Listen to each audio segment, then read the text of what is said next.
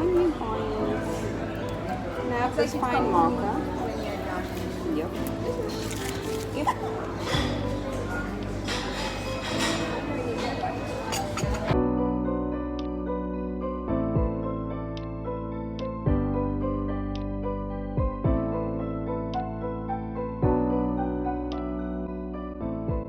Hi loves, how are you doing? Welcome or welcome back. I am so full. I just finished having breakfast and my mom made us all boiled eggs, so I did have some avocado on toast with tomato slices and the egg sliced on my toast and with a bit of mayo. It was so delicious with tea. I've been having all my meals now with like black tea and milk. I don't know, like it's just an addiction right now. Obviously I'm still getting my water in, but it's just been like crazy. Okay, my tea obsession is becoming hectic, but I don't care because I love it and it makes me happy every day. I look forward to having a cup of tea, whether it's in the morning or in the evening. So no judgment here. So today is Monday and you know, I was actually with my boyfriend yesterday because we celebrate our anniversary, and I actually told him we can go to a coffee shop or Seattle because we've never done that before, because we've never had the chance to, because I've always been at uni and not with him. So I was like, let's go to a cafe and work, because he has 2 tests, if I'm not mistaken, tomorrow. And I just told him, like, you know, if you don't like it we can always leave, but yeah, we're gonna try that out together. And it's been such a long time since I've sat down at a cafe to work, and you guys know me, I love doing that so much. So what better way to start the week off with such an activity that I enjoy and that I haven't done in a while. So we're gonna go to Seattle at Grove and then just work. I don't know how many hours. We'll see how long we sit there for, and I'm really excited because I just want to edit and then just do some other work as well that I really need to get to, that I've been neglecting. So it's gonna be a productive day, and I'm just gonna loosen my hair. It's still like in a good state and it's almost 2 weeks since I've gotten it straightened. I always just pin it up in these little low 2 buns at night and cover it with my silk little scarf and then put on my bonnet. So I just twist them up like this so that it has a nice like curl, because the curls do go out as the day goes on, but this is the type of vibe we're going for, or that I want to go for, or that I've been going for.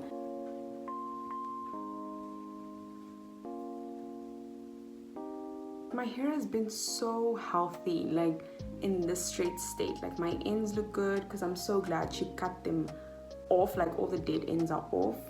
So I really like this vibe. Like there are so many ways you can get this type of curl. Like you can do the robe or that thing that you can put on the top and then twist your hair around it, but I'm too lazy. I just twist it up and pin it up with a grip at night. But for now I'm like so chilled with this look. It's so cute. I haven't even put any type of moisture in my hair or serum or anything like that, obviously, because with straight hair you can't really do much if you want it to still last and not look oily. So I'm really surprised at how well my hair is holding up, and yeah, I'm in love. I've only like straightened the front piece. Anyway, my mom just asked me whether it's still the straightening from that day of my grad prep. I'm like, yeah girl, this is it. I've just straightened my front pieces twice. Yeah, just like for a little cleaner look, because sometimes it just looks a bit much in front in terms of like my edges or the front pieces here. But me wrapping it up at night and just, you know, sleeping like that has really helped with me not straightening it as much. So I've only done it twice. I actually count the number of times I do touch up in front because I don't want heat damage, okay? But I'm also trying to preserve this style for as long as I can. My bag is already packed and I am gonna take a claw clip with in case this hair bothers me, because yeah, I'm just waiting for my boyfriend to come and then we're gonna leave, have a productive day. I'll see you guys at Seattle, and let's get productive on a Monday. And whatever day of the week you're watching this, just know that I'm with you. We're gonna be productive. We're gonna do everything we can to have a good week and a good day and do the things you love and get back to the things you used to do that made you happy. So let's go.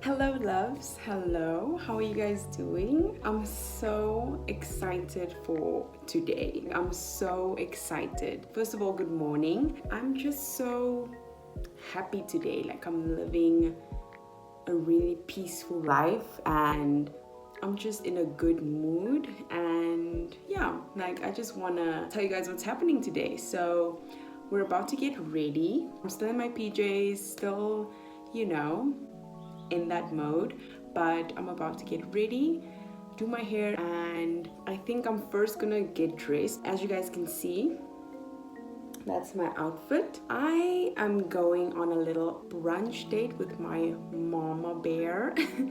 I'm going to take her out to brunch and just have a good time. And I honestly just want to thank Ana Luisa for helping me organize this little brunch event for her for Mother's Day. We all know Mother's Day is in the month of May, and I'm so grateful for my mom. You guys don't even know how grateful I am for her. She's my bestie. She's everything to me, and she's basically the only parent I have, and I'm just so grateful for her, like, in so many ways. That's what we're doing today, and I'm going to give her a gift as well.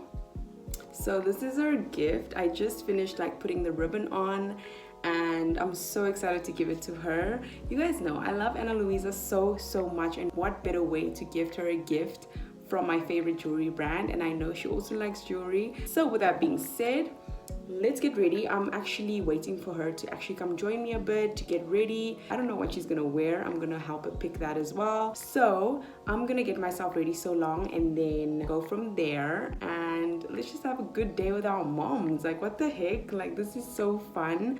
A little girls' day. Ana Luisa is a beautiful way to treat you or a very special loved one on Mother's Day, which we all know is this month. I chose the most beautiful pieces, not only for myself, but also for my mom, because she deserves everything and more on this beautiful occasion where we get to celebrate our mothers or just a really big hero figure that has influenced your life in a really huge way. Ana Luisa honestly has a way with their jewelry where it just elevates your style and makes you have this luxury feel as well as look. Their pieces are long lasting as well as timeless, and we save the environment by wearing these pieces because there's no carbon emissions, hence no harm to our planet. They offer such fast delivery and shipping worldwide. So get yourself some luxury pieces with my discount code CINAMMONCAT20, and the link is in the description for us to make our moms feel super special on such a beautiful day.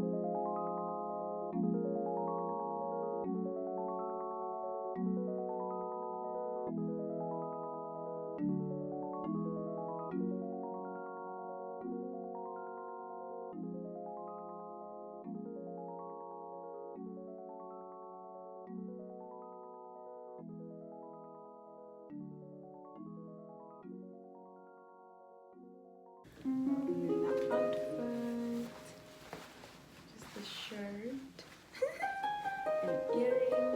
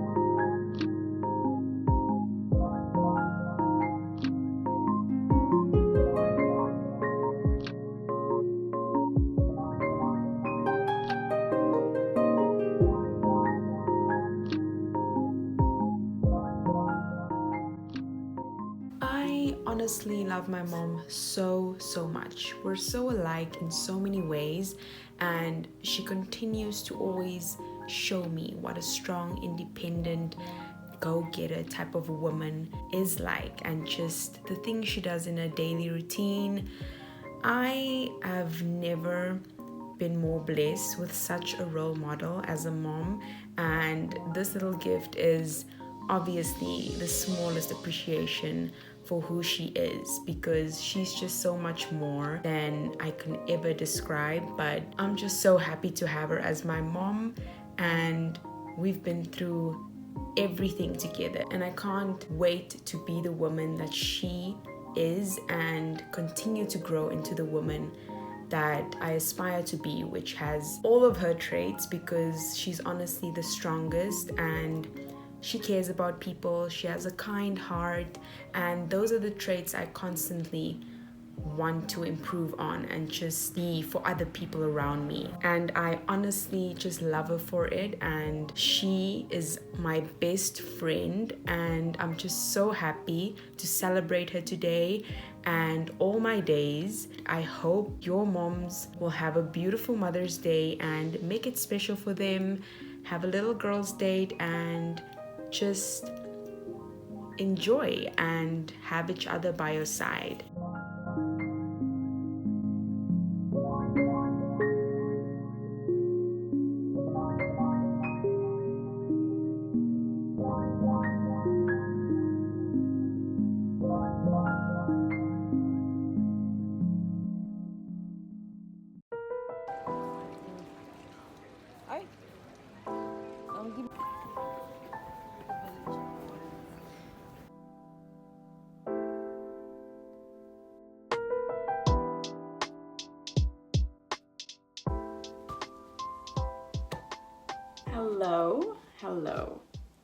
Hello. Finally, I'm going to give you guys a little book review on each of these that I've read, but not the first and the second book, because I don't know, I just feel like I want to speak about these ones. So this is book 3, so Shadow Sister, which is about Star. So if you guys are familiar with the 7 sisters, you guys will know what I'm talking about. Just a brief summary of like how the books are written and what the books are about. So it's by the author Lucinda Riley, and each book, so there are 7 books, right? The 7 sisters, and each book is about a sister, right, that has been adopted by this very rich guy that lives in Geneva, Switzerland, and he's just been adopting girls all over the world in a way at a very young age. So they were all babies when they were adopted by him, and hence they're not his biological kids. So all these books are about each of them and how they want to try, or not want to.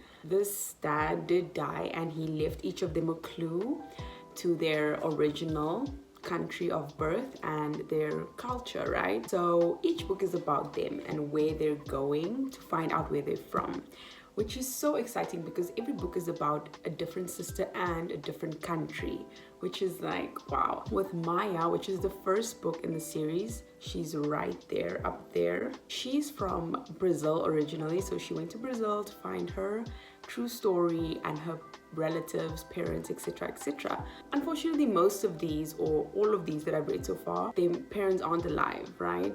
They're real biological parents, so it's only relatives or brothers or uncles or just people that just make sense as you read, because sometimes like, what are they like? Are they related in a way? And then as you read on and on, you actually find out that they're actually so close in relation. So Maya was the first sister, she's the oldest, hence the first book. And then we had Ali. So Ali is the second oldest sister, so she went to Norway. By the way, all the countries are actually said at the back of the book, so I hope it's not really a surprise. But the Shadow Sister, I really want to talk about book 3, 4, and 5, because it's the most recent reads I've had, and I still remember very vividly what happened. I just want to talk about the sisters and how I relate to them in a way. The Shadow Sister is about Star, and she is so misunderstood. I don't even know how to explain it, but this is the pure definition of an introvert and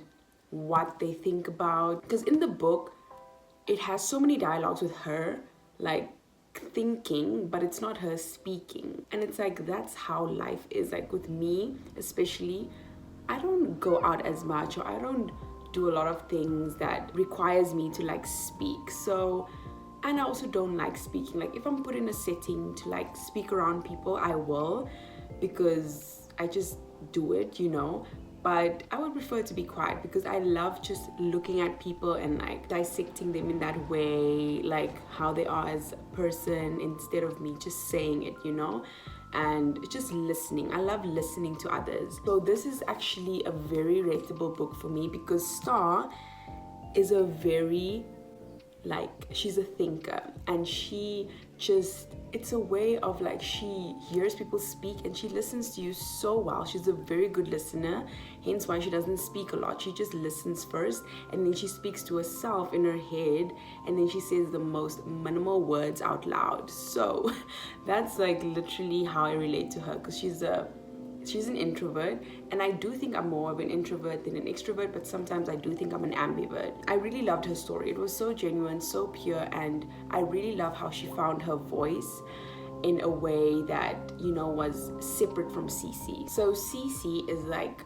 younger than Star, so it's first Maya, Ali, Star, then Cece, right? And Cece's book is The Pearl Sister. So Cece and Star live together. The story about Cece and Star is they've always been together ever since they were young. Usually because Cece always thought Star doesn't really speak much. She doesn't like to speak. So Cece would always pitch in for her, or like speak for her, or just kind of protect her in that way. She's always been there for Star in terms of that. However, Star wants to speak, you know. She has her own thing she wants to like do and like just pursue in life. And she actually also did give up her university acceptance just to be with Cece.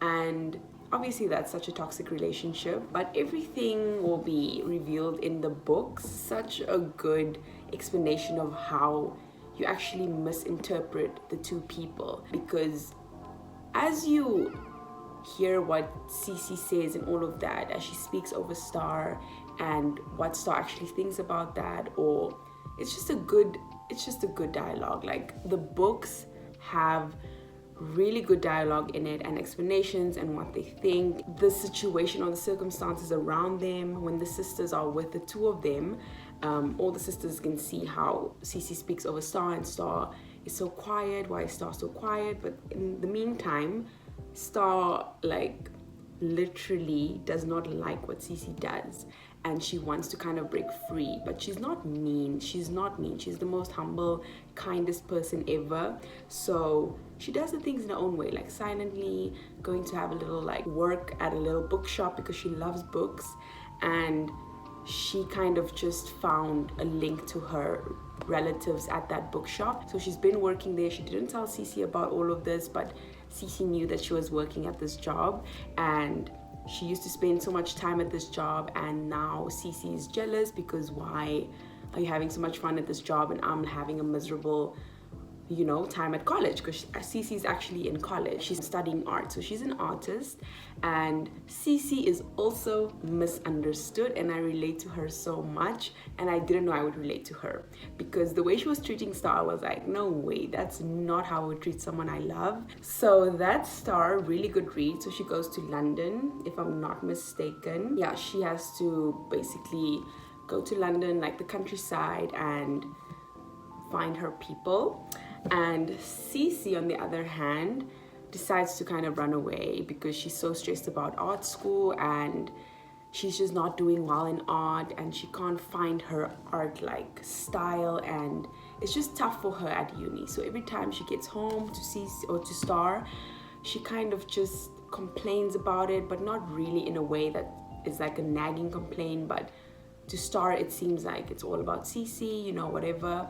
But she just isn't confident in who she is as a person and who she is as an artist. So Cece goes to Australia. This was a really good read. Like, I actually just enjoyed this read. I really like how I related to Cece in the way she found her art again, like the techniques and exploring new techniques. Just the way that she was in Australia, that alone motivated her to start art again and just to like freely paint, and just discovering that she also has artist relatives. One of them have been really famous in Australia back in the day, and she kind of just paints in a way that he used to paint. These books, you really need to keep track of who the characters are, because they do have chapters where they go back in time. So 50 years ago, like, you need to keep track of who the people are, but it's so easy to follow, just so you can understand how these relatives or people that are just randomly described at the beginning of a certain chapter becomes actually connected to the main character, which is one of the sisters. And she's also into girls, which is like such a surprising move. Like, I did not even notice. So she has this little love thingy going on with this other girl that is helping her kind of, you know, maneuver through Australia. End of the story is that we know they're into each other and they care about each other so much. So that was really cute, actually. And the last one I just read is Moon Sister. So Moon Sister, also very interesting and very good book. It's a very chilled vibe. Like, this book is about the sister Tiggy. Her real name is Taget. I hope I'm saying it right. She is the fifth sister. So she's younger than Cece, Star, Maya, and Ali. And she has, I don't know if I should say this because I want you guys to read it and like just find out, but she loves animals, right? So she is in Scotland, in the Scottish Highlands, and she's taking care of the animals and what, but you guys will see what exactly she's doing there, because she has this crazy like handsome boss. Yeah, you guys just have to see it, okay? And she also actually finds someone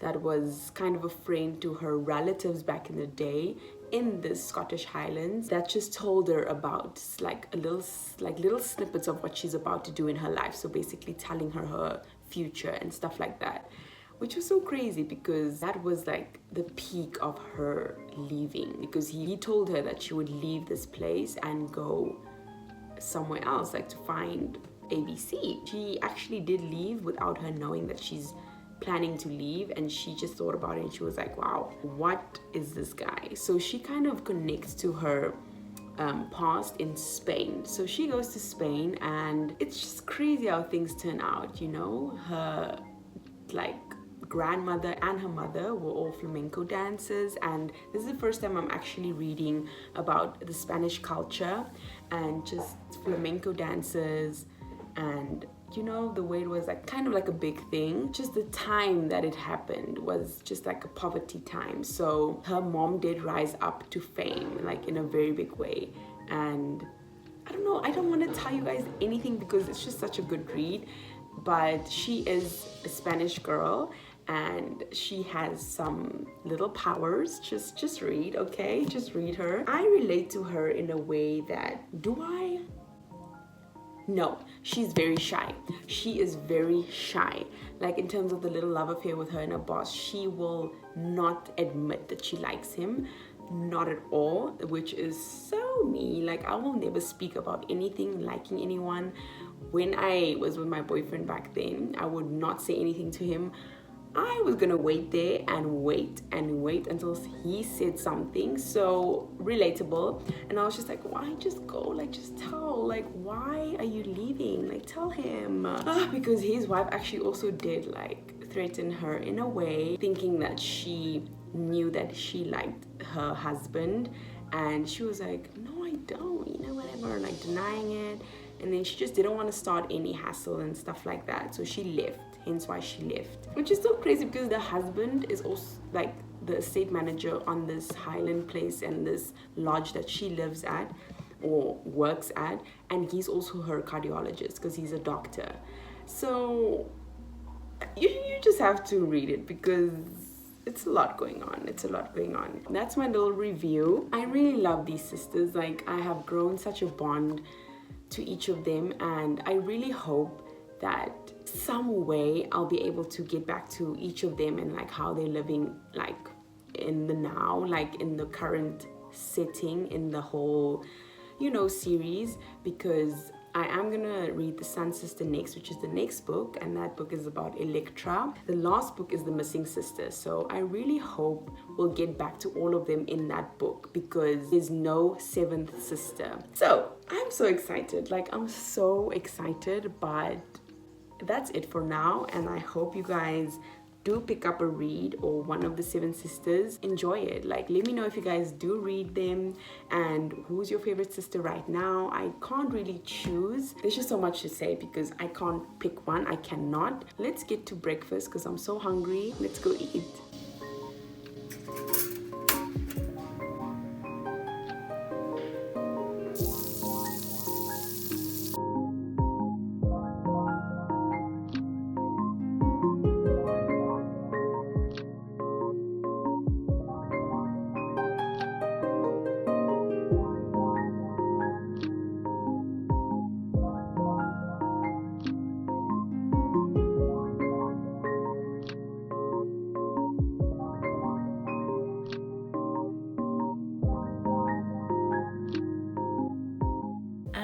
With that, we have come to the end of this vlog, and I just want to remind you guys to have a beautiful Mother's Day with your moms, and make sure to check out Ana Luisa and use my code CINAMMONCAT20 for 20% off your order, and have a beautiful, intentional, loving day. I'll see you guys soon.